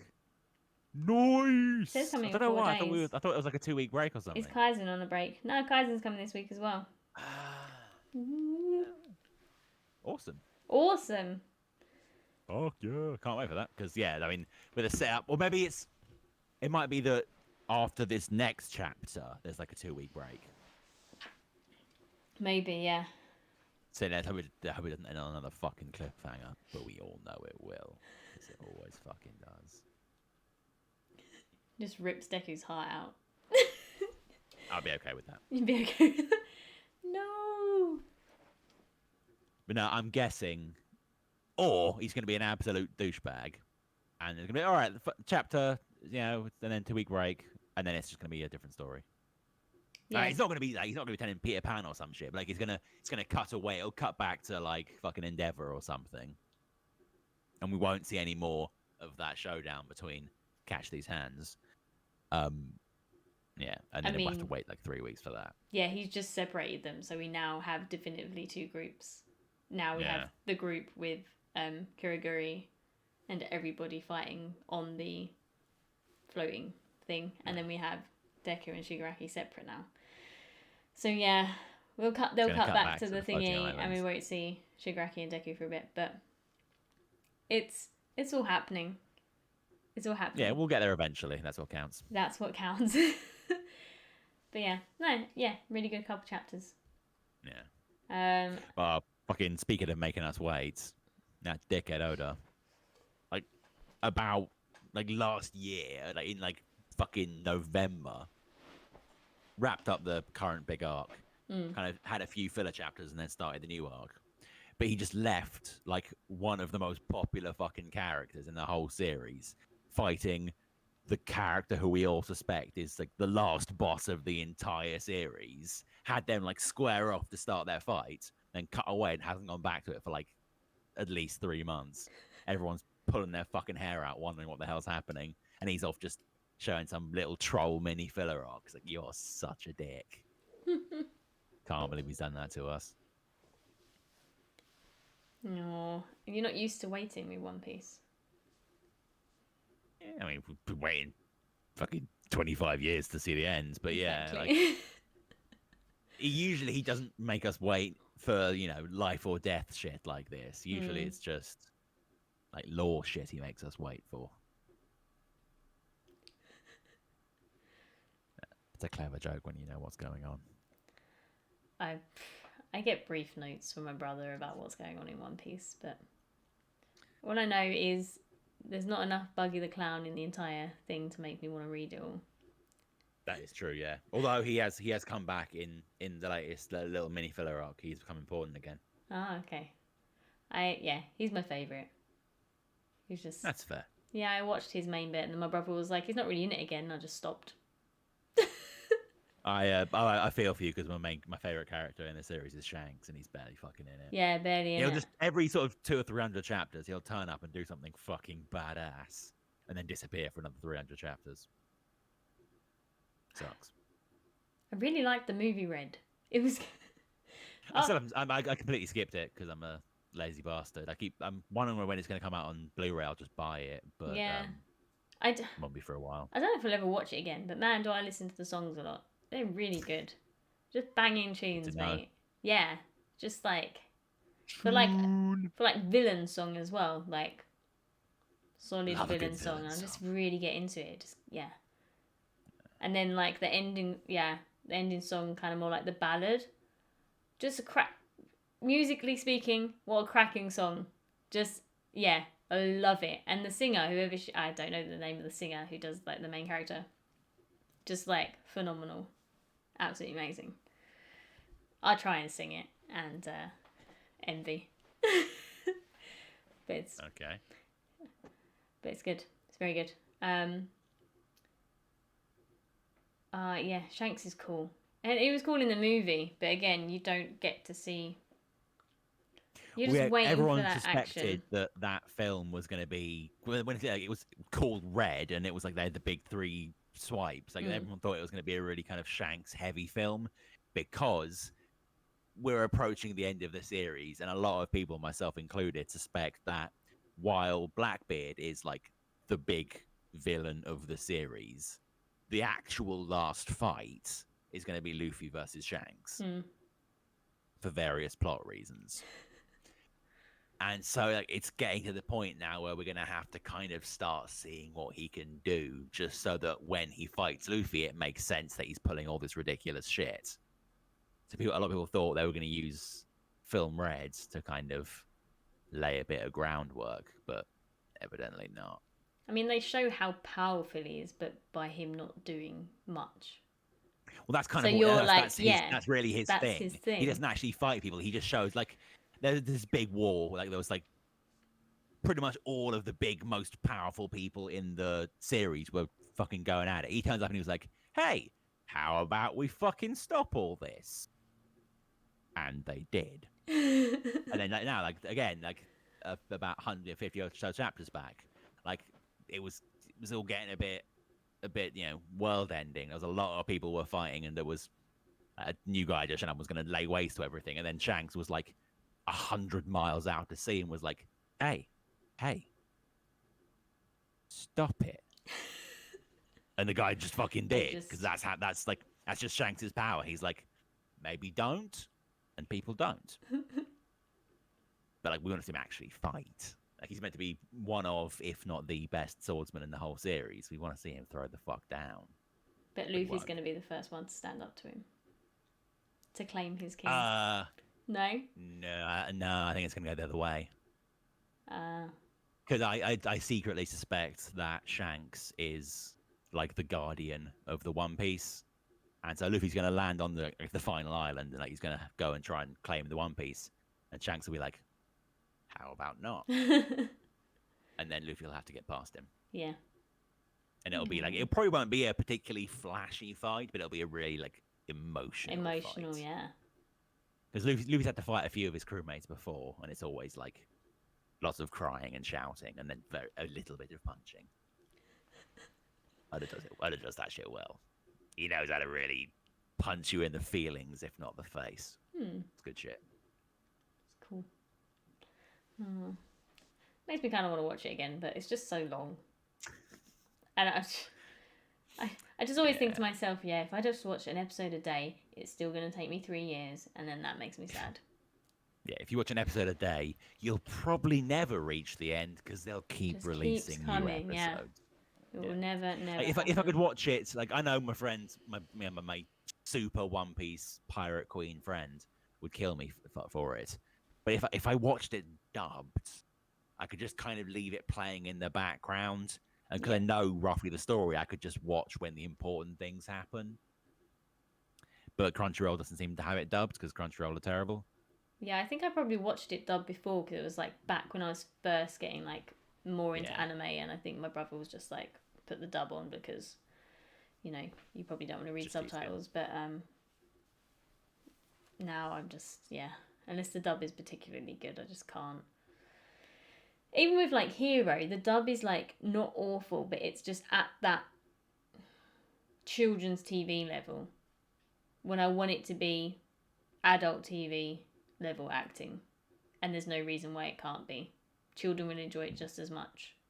I mean, plenty of series have shown that you can put that level of acting into anime and it absolutely pays off.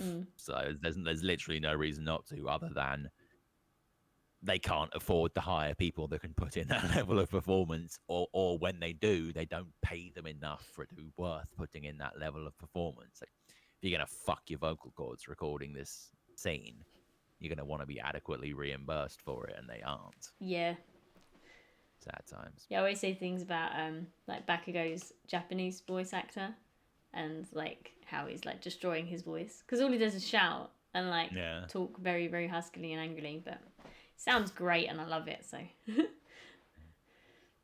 but yeah, like so, I grew up watching Dragon Ball Z on Cartoon Network, like with the dub.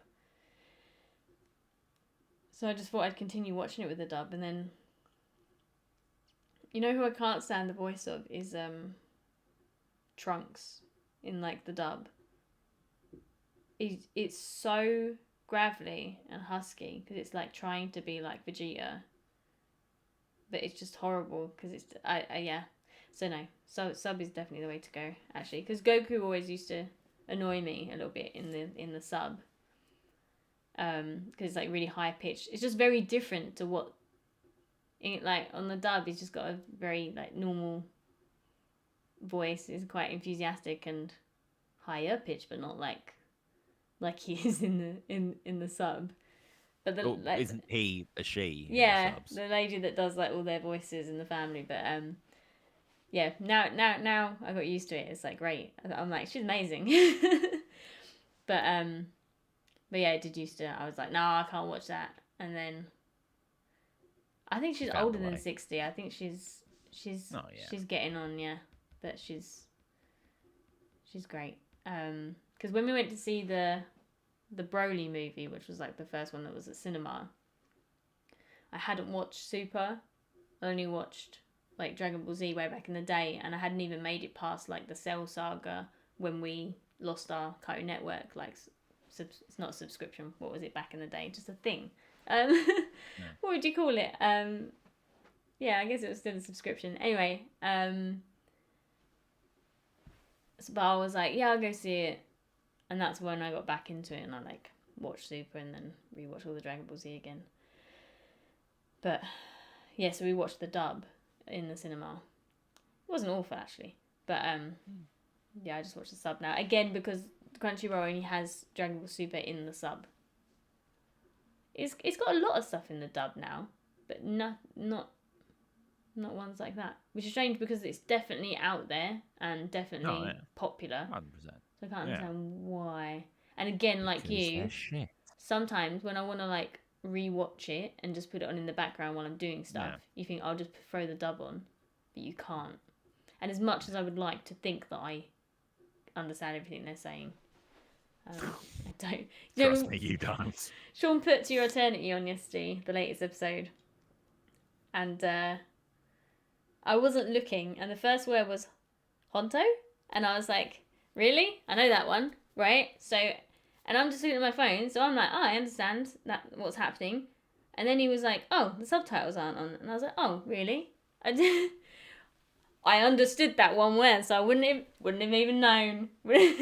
That's like my Japanese coming through there, but no, I would love to know Japanese fluently, but I just don't think I fucking tried. It's way too hard. I'm sorry. I started using the Duolingo or whatever app, and it started out really great, But before I felt like it had really solidified all the symbols in my brain, I was like, oh, I'm really getting used to this and I recognize like pretty much all these symbols.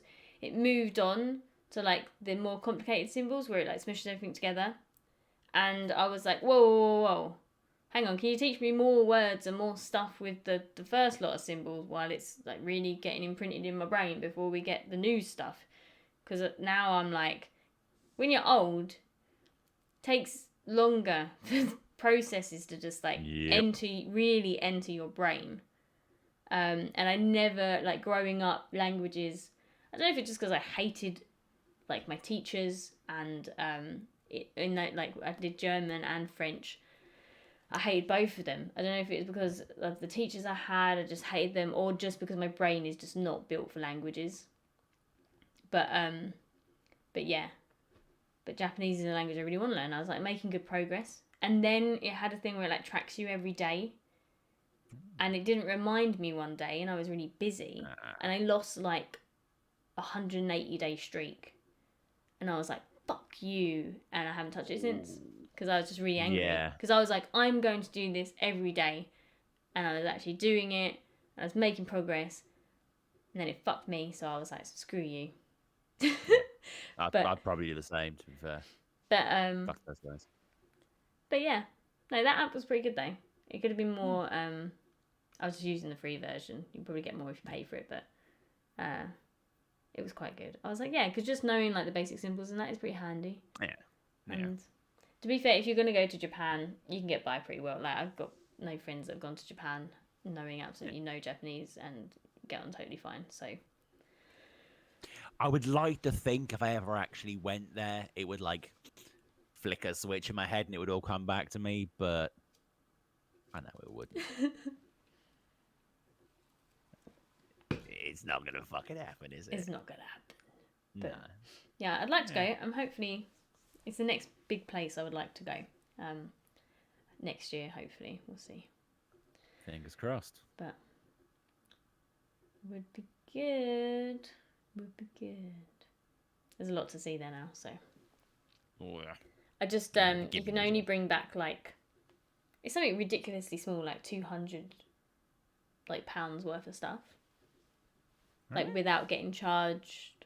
Oh, yeah. 20% or something ridiculous. Bullshit. Like on the value of stuff you're bringing in.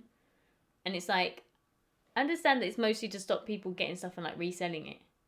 Yeah. But I literally would just buy a shit ton of stuff for myself that I can't get in the UK. And yeah, so I have to be really careful with like what I buy and just buy it all and ship it back over. I don't know. I would find out what the limit is. Yeah. And I would get exactly that limit, or Kit Kats, and bring them back. They do all different flavours. They do, and they're all amazing. Yeah. Back when I was learning, my Japanese teacher would go back home every year to like spend Christmas there, and then in January, she'd bring back little New Year's charms for all of us. And Kit Kats, and they were always the weirdest fucking flavors, and they were always amazing. Yeah, the Japanese store in Disney World had like loads of Kit Kats, extortionately priced because obviously they're like brought in from Japan. Yeah. There's some really good stuff in there actually.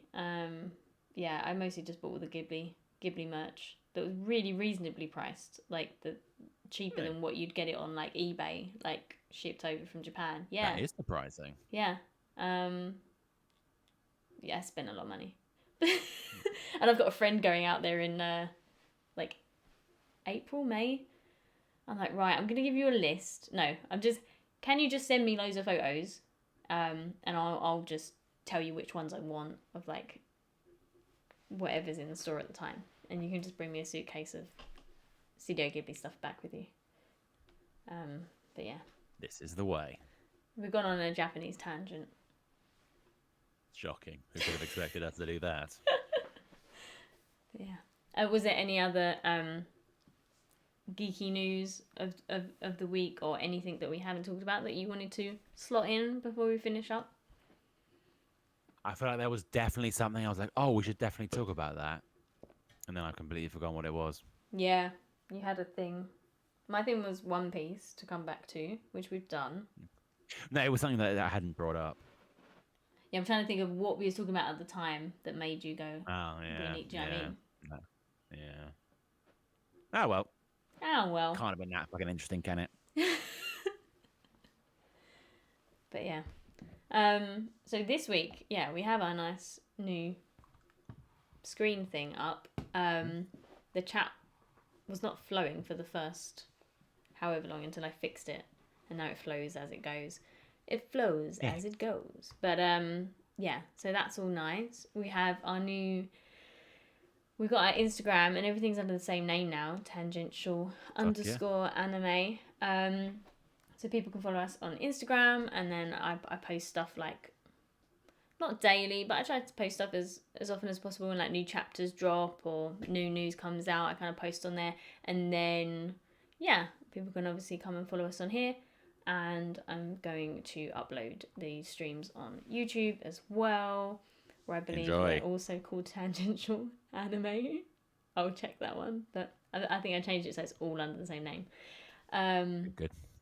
But yeah, so from now on, hopefully we'll be more organised, and from the monstrous mistakes at the start of this one won't happen again. I've got my new setup. Probably. Everything's just here. You do. It looks slick as fuck. I am still sitting in my living room. My anime stuff was all in the living room. So I brought it in here just for just to be here for the anime stream. I've still got some in the living room, like my big Vegeta and all my hero pops in front of all my manga. But Quality. But yeah, that's all up there. And yeah, but we'll be back in 2 weeks, and we'll try and keep to our 7 o'clock time. I had a long day. I had a long day. Good. And I was like, let's go a little bit later, please. But yeah. So I will see you. Well, we'll see everyone soon. Yep. Bye bye, guys.